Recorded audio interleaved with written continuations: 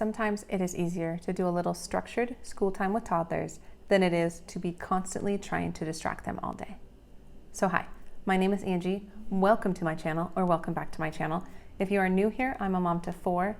I love to homeschool, I love to read good books, and I love to share both of those things on this channel. And so if you like these things too, please consider subscribing.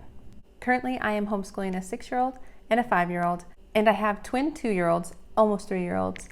In today's video, I wanted to share some of my top tips for juggling these cute little twin tornadoes, as I like to call them. So I'm going to talk through a few strategies, as well as a number of resources I use for them. Resources being kind of like toddler school type curriculum, so very, very light curriculum. So I'm going to share all of that today. So first though, a few strategies. The first being plan stuff for them to do. I didn't do this as well last year, but I have this year and it is working so well. At first, I really didn't know if they would be interested in some of these things I picked up for them, but they are. They love it. Anytime I'm like, okay, it's sticker book time, boys, they both like run to their desks and they get so excited and they're like, sticker book, sticker book, sticker book.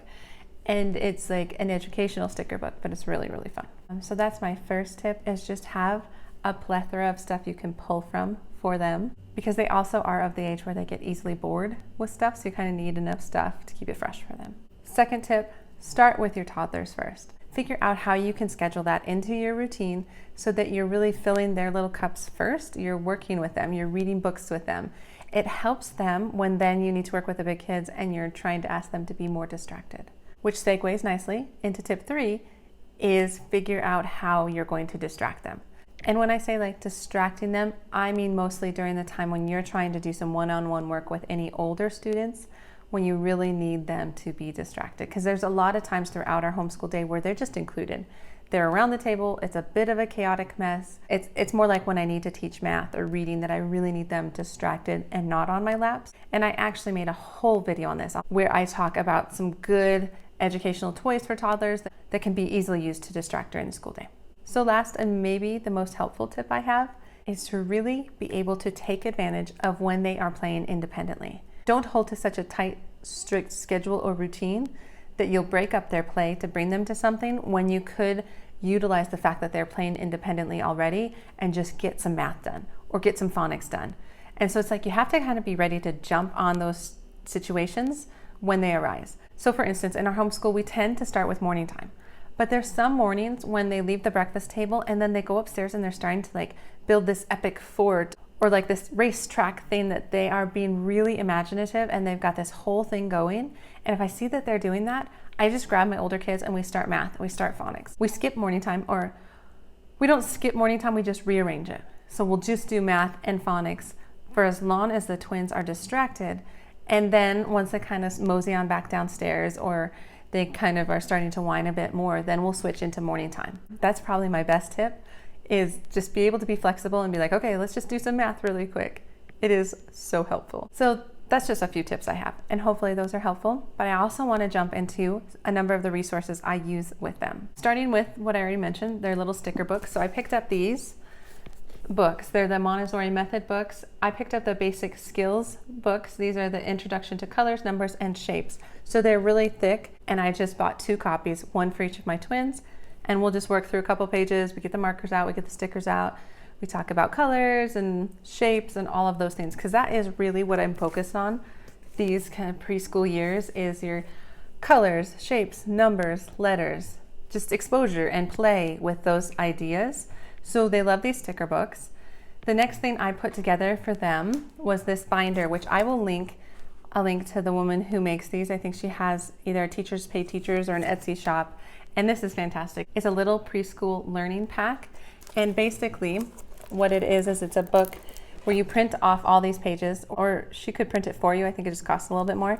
You print them off and then you laminate them. And then you put these little Velcro stickers on the back. And so they get to pull them all off, which they really like doing, and then they get to match the shapes and the colors and the numbers and the animals and the letters and do some tracing skills. So it's just a fantastic little notebook for them, and I just made one for each of them, and we'll pull these out some days and they'll just mess around with the different things, and whatever they seem drawn to is what we work on that day. And like I said, I like to work with shapes, numbers, colors, letters. And so I picked up them up over the course of time. Like, we've had this shapes book forever. It's the Usborne Lift the Flaps shapes book. They love that. Again, we can just keep talking about ovals and squares and shapes. And then we have the ABC book, which we've pulled out recently, and the numbers book. And so these are all just great resources for them to play with and mess around with, and we use it more in a school setting during my one-on-one time with them. It's not really a curriculum as much as it's just great exposure to those things. Along those same lines, I also picked up some posters off of Amazon, the numbers one and the alphabet one. They're not that big. We had them on the wall, and then they ripped them off the wall, and so now we just pull them out of the closet and we just play with them on the floor a bit. And we point to different things and have them repeat. It's really fun. We also play with these a lot, the counting bears for numbers as well as colors, mostly color sorting, because we also have the cups, and we just play with the colors and talk through the names. You're probably seeing a theme for basically what I do with my toddlers for school. But the last two resources I have are actually curriculum, but they're very gentle. So the first one I picked up, which I have loved, is called A Year of Playing Skillfully. And this is by Kathy Lee and Leslie Richards. And this is just a really cool curriculum. It's pretty big, and it's a month-by-month curriculum.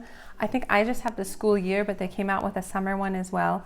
And I pulled out the month of October so I could show you what it looks like. And so it's set up like this. They're very cute. Set up with a theme and a character trait.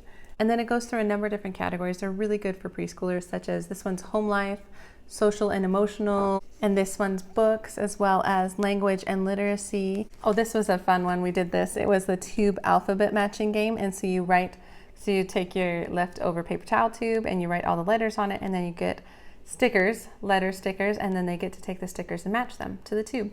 It's really fun. They like that one. They have different things on like math and manipulatives. We did a lot of those. And then some of these are so cute. It's like the science and sensory bins. I love a lot of the sensory bins. There's art and music and like an outdoor and gross motor.